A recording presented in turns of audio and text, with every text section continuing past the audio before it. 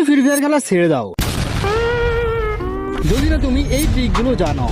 যদি না জানো তাহলে আর কি, কুকুরের মতো বারবার মার খাবা আর ফ্রেন্ডদের কাছ থেকে নুব বলে গালি খাবা। দ্যাটস ইওর চয়েস যে তুমি কি করবা। আমি জানি 99% প্লেয়াররা এখান থেকেই স্কিপ করে চলে যাবা, বাট বাকি 1% প্লেয়াররা থেকে যাবে যারা সত্যি প্রো হতে চায়। আর যারা থেকে যাবা কসমসে তাদের গেম প্লে আগের তুলনায় 100 গুণ ইমপ্রুভ হবে।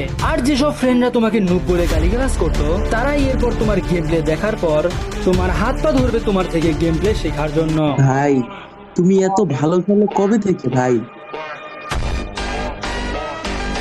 ভাই আমাকে একটু এইভাবে খেলা শিখাও ভাই। তো এই মিস্টেক গুলো বলার আগে তোমাদের চলে যেতে হবে 100 বছর আগে, যখন তোমরা কেউ জন্ম নেওনি। ইনফ্যাক্ট আমিও তখন জন্ম হইনি।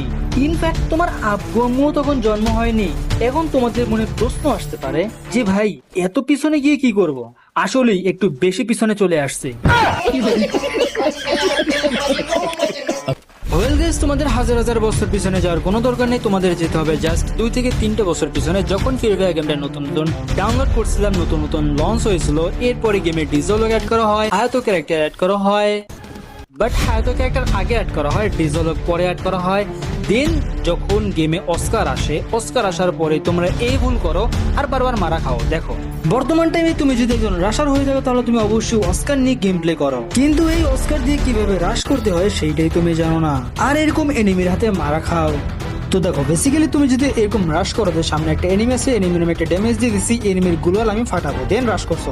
এনিমি অলরেডি দেখে ফেলছে যে তুমি কোন সাইড দিয়ে অস্কার মারতেছো, সেই অনুযায়ী এনিমি সে অপোজিট সাইডে চলে যাইতেছে, যাতে এনিমির বডিতে অস্কারের কোনো ইফেক্টই না পড়ে এবং এনিমি যাতে খুব সহজে তোমাকে মেরে ফেলতে পারে। দেখো এখানে কি হয়েছে, এইখানে তোমাকে এনিমিকে মারার কথা ছিল, বাট এনিমি অলরেডি প্ল্যান করে বসে আছে যে তোমাকে মারবে, কারণ তোমার একটা মিস্টেকের কারণে এনিমি তোমার লোকেশন দেখতে পাইতেছে এন্ড এনিমি এটাও দেখতে পাইতেছে যে তুমি এই সাইড দিয়ে অস্কার মারবে। তুমি এই সাইড দিয়ে অস্কার মারলে এনিমি অপোজিট সাইডে চলে গেল, এনিমির গায়ে অস্কারের ড্যামেজ পর্যন্ত লাগলো না, উল্টো এনিমি আরো তুমি অস্কার মারার সাথে সাথে তোমার উপর ফায়ার করতে লাগলো, আর যার কারণে তুমি বারবার নক হও বা বারবার মারা যাও, আর তোমার ফ্রেন্ডরা তোমাকে নুব বলে গালিগালাজ করে।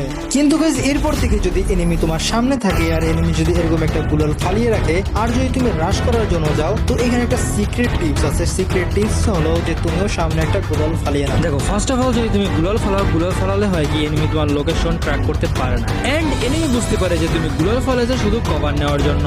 আবার অনেক এনিমির সামনে এরকম গুলাল ফালালে এনিমি কনফিউশনে থাকে যে তুমি রাশ করবা নাকি ওখানে হোল্ড করবা, আর এনিমি যতক্ষণ এই কনফিউশনে থাকবে ততক্ষণই তুমি অস্কার মেরে এনিমির অর্ধেক হেলথ কমিয়ে দিতে পারবে, আর এনিমি শুধু হা করে চেয়ে থাকবে।